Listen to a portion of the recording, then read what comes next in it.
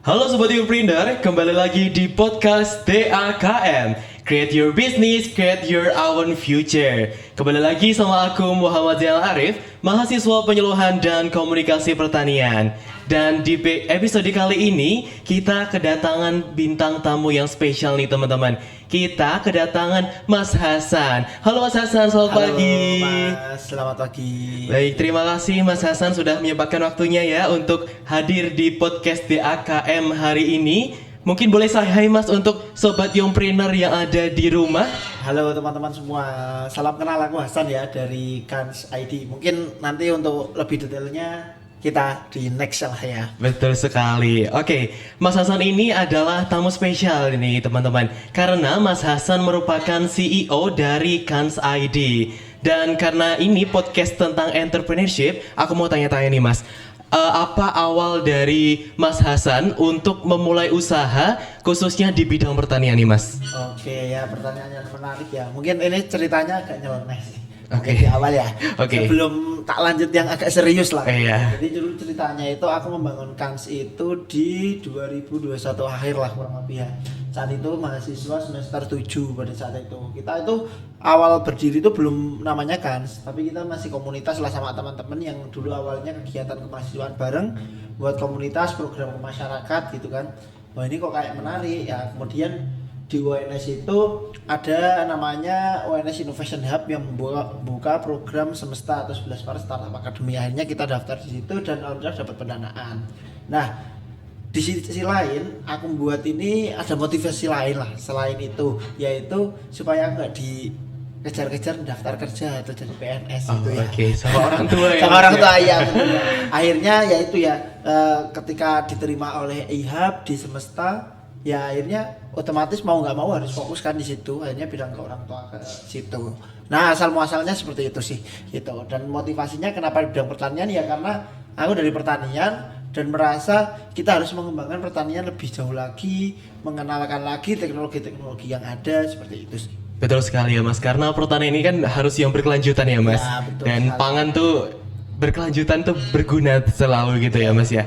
Nah mungkin aku mau tanya selanjutnya tuh, mungkin dari awal Mas Hasan nih membuka usaha Kans ID ini, siapa aja sih Mas yang terlibat gitu? Oke, kalau yang terlibat dalam tim alhamdulillah sampai sekarang masih sama sih dari awal sampai sekarang gitu ya. Jadi Kans ID kan kita usaha yang berfokus ke jasa-jasa di bidang pertanian, termasuk jasa pelatihan, jasa penelitian, jasa perencanaan proyek gitu kan, atau jasa visibility studies seperti itu. Nah, timnya dari awal itu 3. Saya selaku CEO, kemudian ada Mas Angelo di bidang operasional dan Mas Rifka bidang marketing. Jadi 3 itu.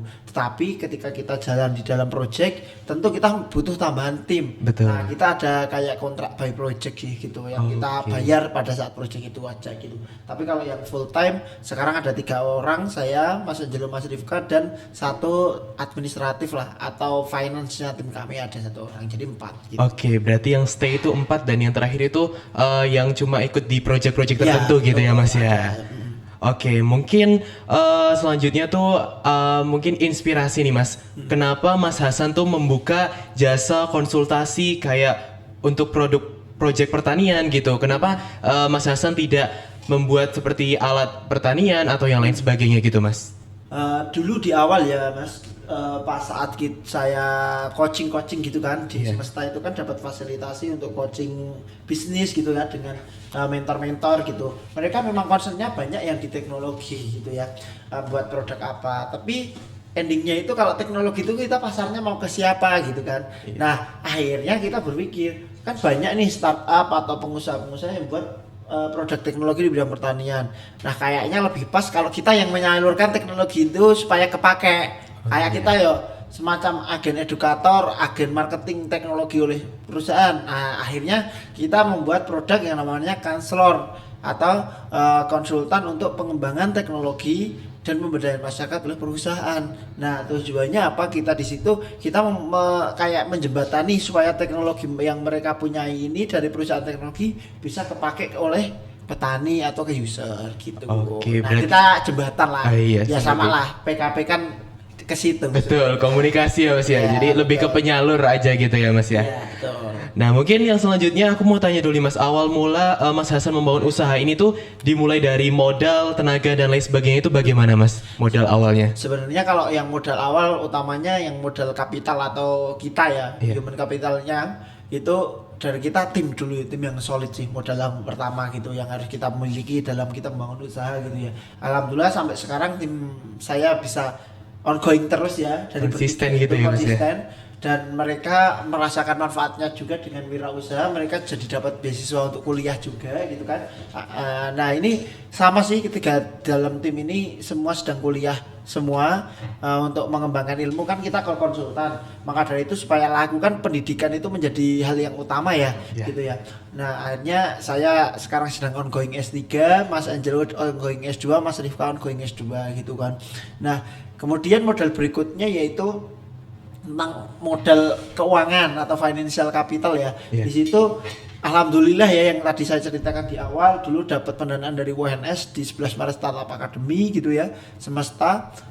Saat itu dapat modal untuk menjalankan bisnis seperti itu. Dan alhamdulillah modal itu bisa memperkuat kami hingga seperti sekarang ini. Gitu. Oke, berarti dari mulai semesta tadi bisa berkelanjutan sampai saat ini Iya, gitu ya Mas itu ya? dapat 2022 sampai 2022 sih dapatnya, dan sekarang kan 2025, berarti alhamdulillah modal itu bisa kita tingkatkan lah menjadi lebih baik lagi gitu. Oke, berarti dimulai dari situ bisa sampai sebesar ini tuh sebenarnya awalnya tuh dari pendanaan itu tadi ya Mas ya? Ya betul, jadi kalau tak lihat-lihat sih UNS kalau masalah bisnis ya, untuk pengen bisnis itu kalau kita sebagai pelaku usahanya bertanggung jawab, insya Allah pasti akan baik sih gitu. Karena UNS itu program bisnisnya banyak, permodalannya banyak, tapi yang konsisten itu jarang gitu ya. Oke. Nah yang Betul penting itu sekali. konsisten intinya gitu. Oke, berarti emang fasilitasnya di UNS itu sebenarnya udah bagus tapi Bagus kalau yang untuk pengembangan bisnis bagus sih. Oke, tapi banyak mahasiswa tuh yang nggak konsisten ya Mas ya? Ya, dapat modal kan Tantangannya. lumayan Mas. Iya. Buat apa gitu kan? Iya, betul. Jajan. Oke, mungkin selanjutnya tips and trick nih Mas untuk bagaimana Mas Hasan tuh bisa stay sampai sekarang gitu Mas, dari mulai tahun 2022, 2023, 24, 25 tuh bisa sustainable gitu sampai sekarang gitu. Kalau tips dan triknya yang pertama sih tim yang solid sih Mas, gitu ya, tim yang solid, punya visi yang sama, misi yang sama, dan bisa saling memahami satu sama lain. Kan tentu kan kami itu timnya yang dulu kuliah pertama tuh aku tuh 2023 itu udah mulai S2. Iya. Nah, sedangkan teman-teman yang lain itu belum. Nah, dari situ kan otomatis kalau kuliah ada ini ya, yang harus kita fokuskan untuk studi kan. Nah, tim saya bisa backup gitu ya. Nah, itu tim solid yang utama. Yang kedua yaitu kepercayaan satu sama lain dalam tim itu gitu. Jadi kita nggak ada rasa curiga karena keuangan itu bisa diakses semua dalam tim gitu, dan rekeningnya satu lewat rekening perusahaan gitu ya, jadi semua itu bisa transparan. Kan biasanya yang membuat perpecahan itu ya masalah uang kan. Iya, betul. Nah itu yang penting kita bisa akses satu sama lain. Kemudian yang ketiga yaitu konsisten. Nah apa yang kita alami, kegagalan yang kita alami, ya udah kita jalani aja gitu. Mungkin sedikit cerita ya, dulu di awal kita mengembangkan bisnis 2022 itu kita sempat mengalami kerugian lumayan Mas. Dari modal yang diberikan UNS itu tinggal 1/4-nya Oke. untuk menjalankan, karena kita salah strategi di mana dari awal modal itu kita langsung untuk buka lahan pertanian, kita nanam, kemudian kita proses, kita jual, dan ternyata itu nggak bisa nutup. Nah akhirnya kita berpikir, oh kita buat strategi yang lain kan, ya alhamdulillah bisa jalan. Nah di tengah jalan ketika sudah mulai membaik, kita ketipu sama orang.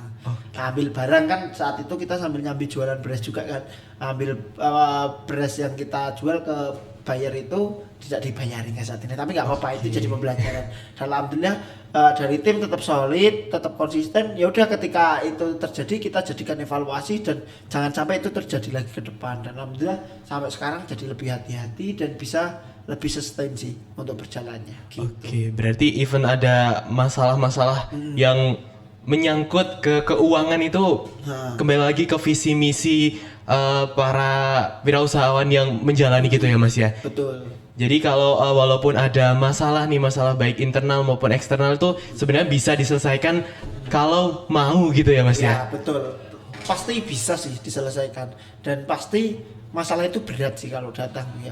Tapi bagaimana cara kita untuk mengelola masalah itu menjadi sebuah potensi dan evaluasi untuk perbaiki bisnis kita ke depan gitu. Oke, mungkin next aku mau tanya nih Mas, kan Mas Hasan sekarang sedang menempuh pendidikan S3 ya Mas ya. Nah itu mungkin Mas Hasan bisa kasih ke teman-teman bagaimana sih Mas cara time management dengan baik menyeimbangi antara Mas Hasan tuh sedang menempuh pendidikan dan menjalankan usaha nih Mas.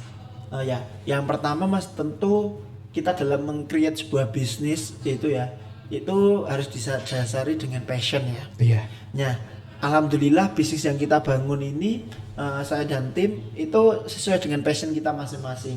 Dan studi S3 itu adalah bertujuan untuk menunjang bisnis kita. Jadi kita menjalannya dengan enjoy, nggak ada yang dikorbankan satu sama lain. Intinya gitu. Nah, yang pertama itu sih yang harus digarisbawahi. Terus kemudian yang kedua, tentu kita di studi itu ada tanggung jawab. Yang pertama, alhamdulillah kita setim ya dalam kuliah itu dapat beasiswa semua gitu ya. Dari saya dari PMDSU, yang lain dari LPDP gitu. Nah, tentu ketika kita ada beasiswa, tentu ada tanggung jawab lebih, dimana studinya harus tepat waktu, luaran-luarannya harus tercapai gitu kan. Sementara kita bisnis tetap harus jalan. Nah, bagaimana caranya? Ya udah kita komitmen konsekuen gitu ya. Semisal sedang ada ujian, sedang ada tugas yang nggak bisa ditinggal, ya udah kita komunikasi ke teman tim kita untuk saling backup gitu. Nah, akhirnya alhamdulillah itu bisa berjalan. Nah, apalagi di studi pasca itu kan yang dipentingkan itu riset ya. Iya. Nah, sedangkan bisnis kami ini berjalan berbasis riset juga. Jadi kayak relate Relevan gitu ya Mas ya. Nah, akhirnya ya saya sambil jalan ke lapangan untuk perjalanan bisnis, sambil cari data juga, sambil cari informasi untuk menunjang penelitian di studi saya. Kurang lebih seperti itu sih Mas. Jadi ya kalau kita punya bisnis kan kita bisa memanage, kan itu bisnis kita sendiri ya. Yeah, bisa betul. memanage waktu itu sendiri kita dengan cara kita sendiri. Kemudian yang masalah untuk penelitian, riset gitu kan itu menunjang bisnis kita. Jadi ya aman-aman aja sih, bisa jalan keduanya bareng-bareng. Okay. Alhamdulillah semuanya bisa berjalan lancar gitu. Oke, berarti sejauh ini tuh malah relevan gitu ya Mas ya. Dari studi sama usahanya tuh malah saling membantu gitu ya Mas ya. Betul sekali. Oke, mungkin aku mau tanya tentang promosi nih Mas. Promosi kan menjadi kunci suatu usaha ya. Betul ya Mas ya. Nah, untuk mungkin dari awal nih Mas, kan usaha baru nih misal. Nah, dulu Mas Hasan tuh cara promosi paling awal tuh bagaimana Mas? Kalau kita kan jasa ya Mas, tentu promosinya kan nggak ada suatu produk khusus kan. Iya, betul. Nah, promosinya tentu kita harus menunjukkan bahwa jasa kita itu bisa terpakai dengan baik gitu ya. Iya. Akhirnya di awal itu kita itu yang tadi tak ceritakan ya, dari modal yang diberikan UNS kita buka lahan untuk demplot ya, walaupun kita perhitungannya keliru tapi produksi padinya berhasil gitu ya. Okay. Nah, akhirnya itu mulai diminati oleh banyak petani.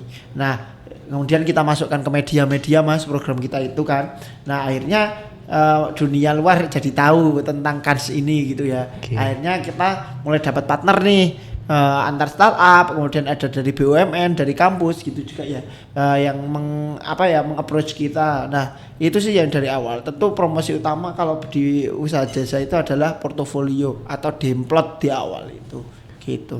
Oke, berarti untuk dari awal banget nih harus punya lahan dulu ya Mas, punya tempat dulu gimana biar kita tuh punya gambaran dulu gimana cara menggunakan alat dan teknologi gitu ya Mas ya. Betul. Nah, mungkin pilot project gitu. Oh iya, mungkin untuk media sosial gimana Mas, media sosial nih? Nah, kalau kita kan biasanya kalau kita ya jualan barang gitu kan follower sangat menentukan ya. Iya, betul. Orang mau approach atau mau beli produk kita, entah itu dengan cara beli followers atau lain sebagainya. Nah, kalau kita media sosial itu kita jadikan portofolio Mas.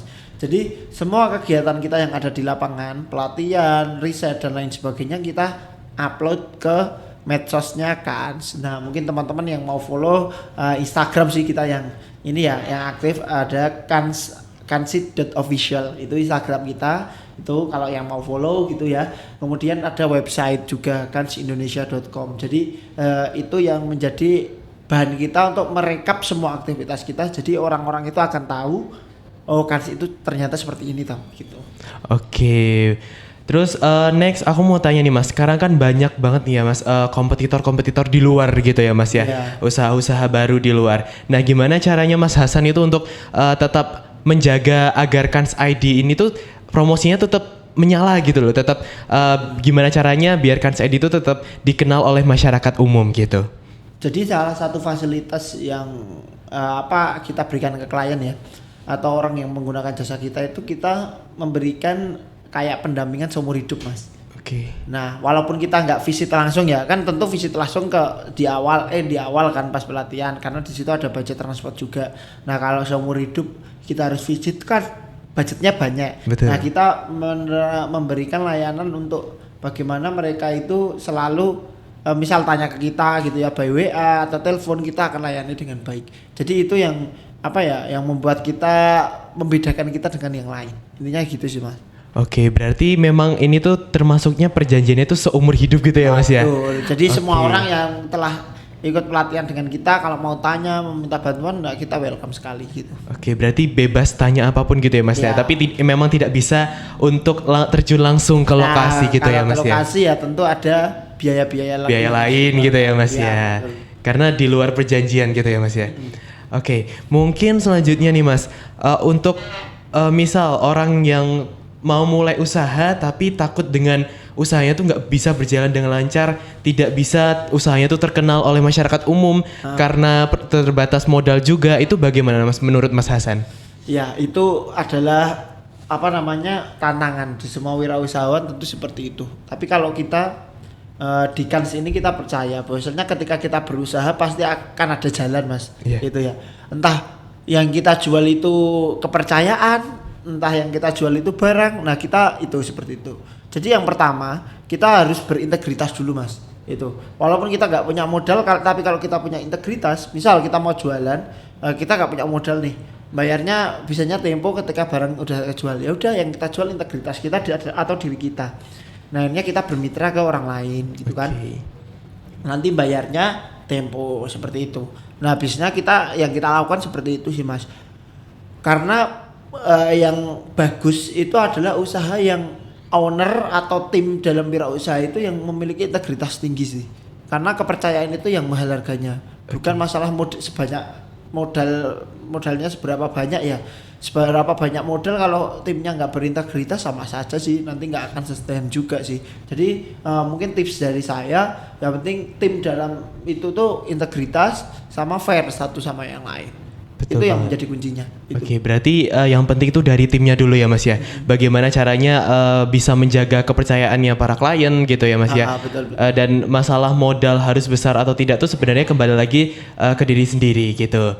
Dan tentunya untuk para wirausahawan, calon wirausaha gitu ya Mas ya. Untuk bagaimana sih caranya biar mereka tuh nggak minder dengan usaha lain tuh gimana Mas? Biar gak minder ya kita jangan membandingkan usaha kita dengan orang lain. Wis, itu ya kuncinya yang pertama. Karena kalau kita semakin kita membandingkan, lama-lama kita akan iri kenapa kita nggak bisa sebesar itu. Ya akhirnya kita malah ambruk, kita nggak bisa jalanin usaha kita. Yang penting adalah kita fokus dengan apa yang kita jalankan.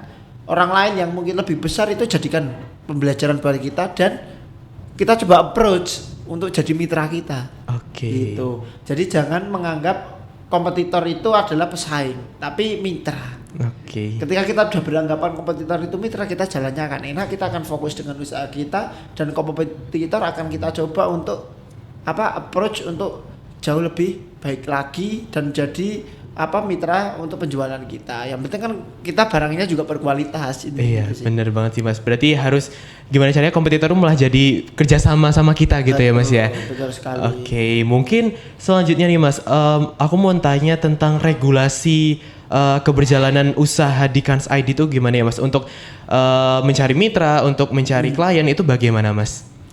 Tentu kita di tim kan kita tuh ada 2 divisi ya, marketing dan operasional. Marketing itu untuk penawaran, operasional itu ya dia yang nge-hold atau yang menjalankan kegiatan-kegiatan usaha di Kans ini atau yang dalam proyek itu jadi PIC-nya gitu. Nah, regulasinya kalau kita tuh pertama kerjanya nggak kepada working hours, misal dari jam 8 sampai jam 4 atau jam 5 gitu ya. Iya. Regulasi yang kita tetapkan by target mas. Oke.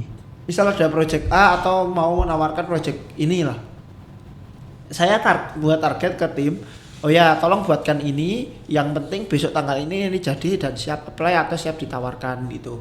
Kemudian ke tim operasional, tolong buatkan perencanaan A, B, C, yang penting nanti di tanggal ini sudah bisa dilaporkan dan bisa dieksekusi gitu. Tentu kalau yang kecuali project di lapangan kita harus menyesuaikan ke klien kita. Kadang memang ada yang harus pagi banget, ada yang sore banget gitu. Jadi jam kerja kita nggak terpatok dengan pasti. Pertama itu.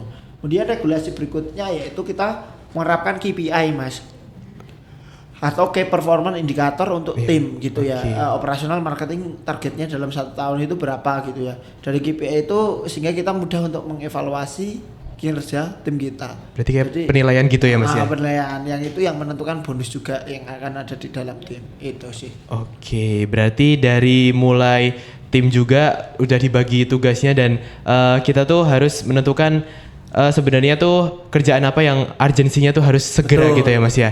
Dan sebenarnya tidak terpatok juga ya mas ya untuk jamnya, waktunya gitu. Karena kalau terpatok jam kadang susah sih, karena kan kita juga banyak yang kuliah juga, yang jam kerja kan kita belajar. Nah tentu kita harus bagi waktu. Disambi gitu ya mas ya. Oke, berarti tapi tetap harus tahu ya mas deadline-nya harus kapan, untuk digunainnya harus kapan gitu. Nah mungkin kalau Mas Hasan sendiri mas, pengalaman terjun langsung ke lapangan menangani klien tuh ada nggak sih mas cerita yang mungkin agak gimana ya mas, agak keinget terus gitu loh, entah itu karena peristiwa lucu atau gimana gitu mas? Kalau itu yang awal yang kelompok tani sih itu. Kita ada pelatihan di daerah Banten mas, di Lebak di dekat Baduy. Tahu suku Baduy ya? Iya tahu. Jadi kita mengisi pelatihan di sana. Di sana itu belum ada pupuk sama sekali. Jadi tanaman itu ya apa namanya? Ya udah nanam, asal nanam gitu aja. Jadi nanam, kita di sana itu pelatihannya nginep 2 hari kalau nggak salah. 2 hari ngelatih mereka untuk buat pupuk organik. Nah dari mereka itu sangat excited mas gitu untuk buat pupuk. Ternyata barang-barang atau bahan-bahan alam yang ada di sekitar kita itu bisa dipakai semua jadi pupuk. Dedaunan, kotoran hewan, rumput itu bisa jadi pupuk. Nah mereka itu kayak miss gitu ya dengan kegiatan ini. Akhirnya mereka buat pupuk bareng kita, pupuknya itu yang digunakan ke budidaya padinya dan alhamdulillah bisa memperbaiki produksi gitu.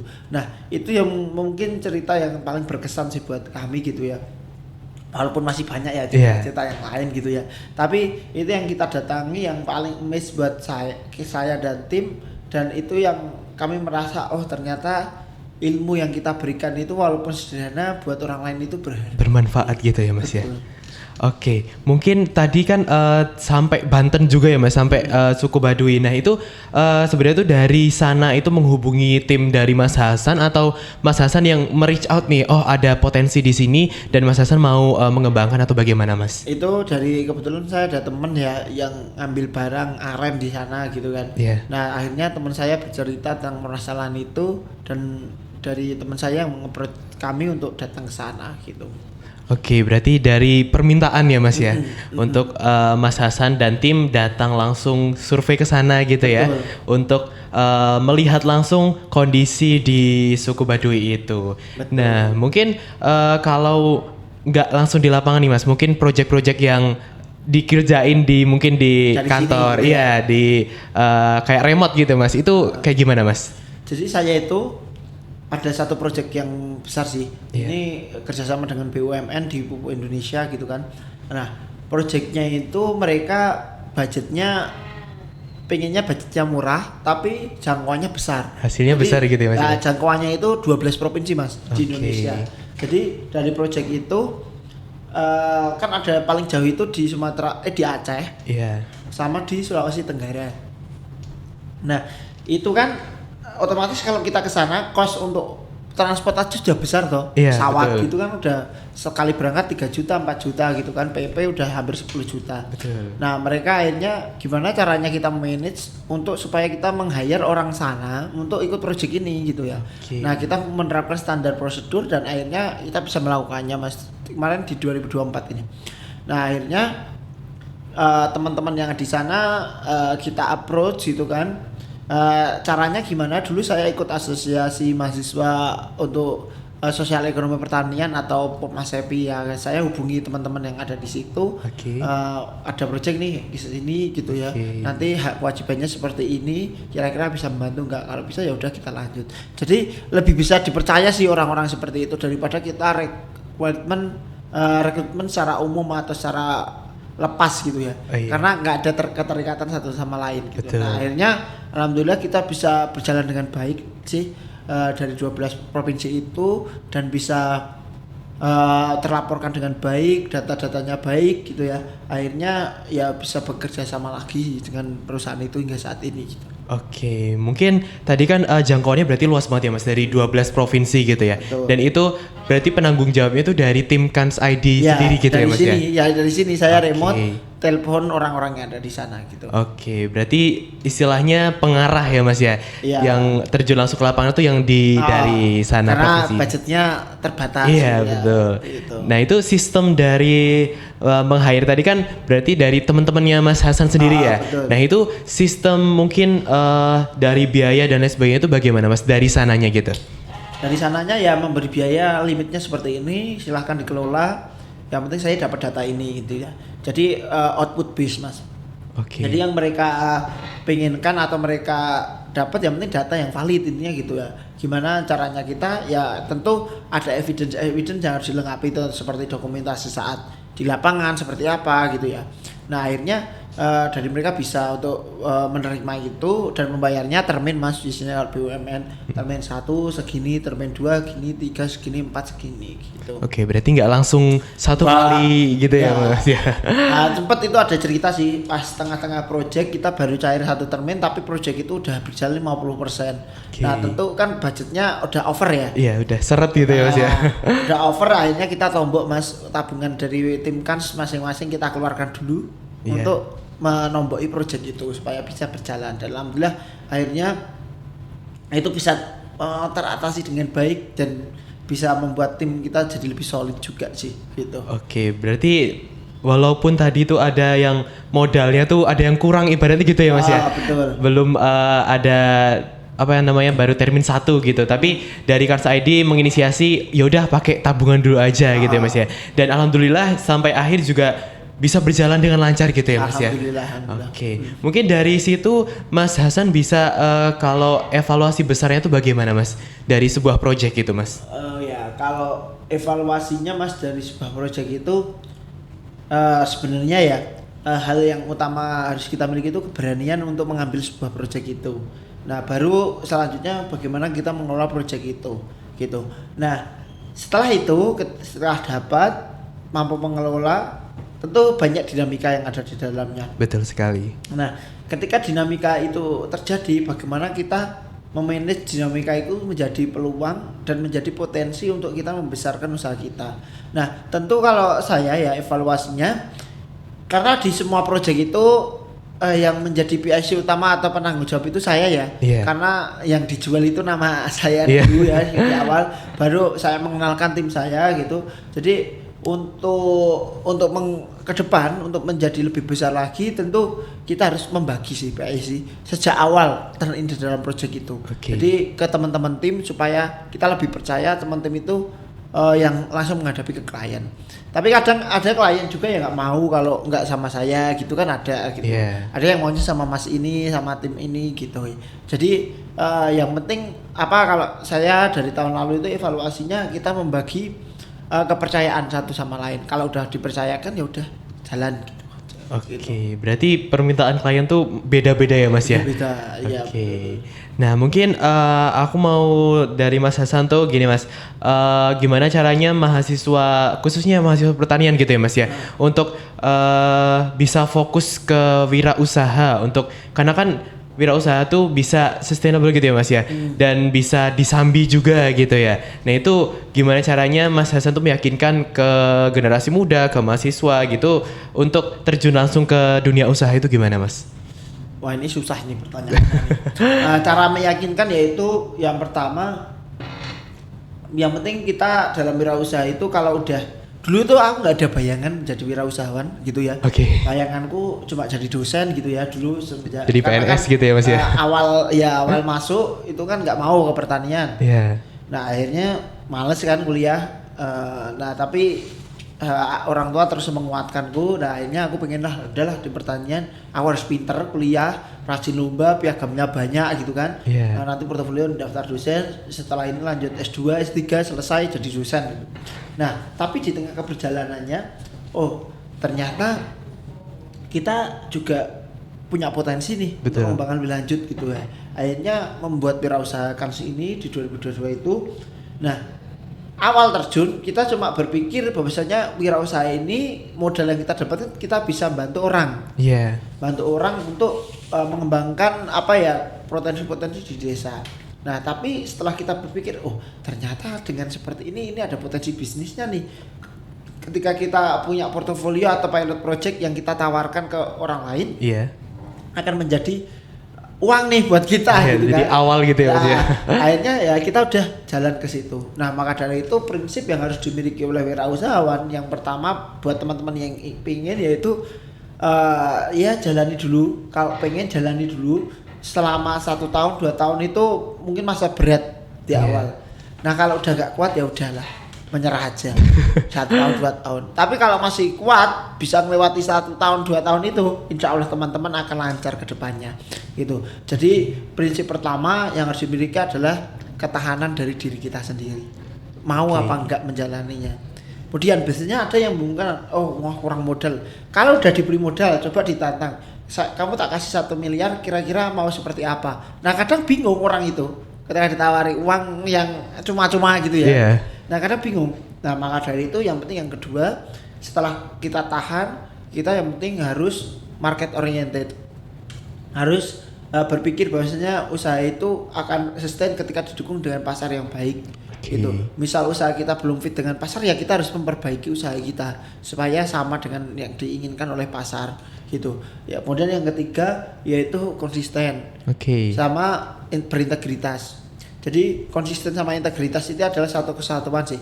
Jadi ketika kita sudah menjalankan, jalani terus, pemasukan sudah ada. Kalau kita nggak berintegritas, kita akan ya udah ini uangku yang menghasilkan aku bebas mau buat apa-apa. Padahal itu tuh uang usaha loh, bukan uang kita. Jadi kita harus berprinsip bahwasanya usaha ini adalah milik usaha, bukan milik kita. Jadi harus ada pemisahan kantong antara uang pribadi dan uang perusahaan. Jangan dicampur adukan. Nah ini yang akan melatih integritas kita. Ya kita sama kayak orang yang kerja, bayaran kita dari usaha kita ya bulanan gitu ya. Nah, kalau di kan sistemnya seperti itu gitu. Walaupun kita yang bisa mendapatkan proyek miliaran, ratusan juta, puluhan juta, ya itu bukan uang kita tapi uang Kans gitu. Nah akhirnya kita sistemnya gajian. Nah, jadi nggak ada keirian satu sama lain. Ya maka dari itu teman-teman yang harus menjadi gambaran awal ya untuk mendirikan usaha.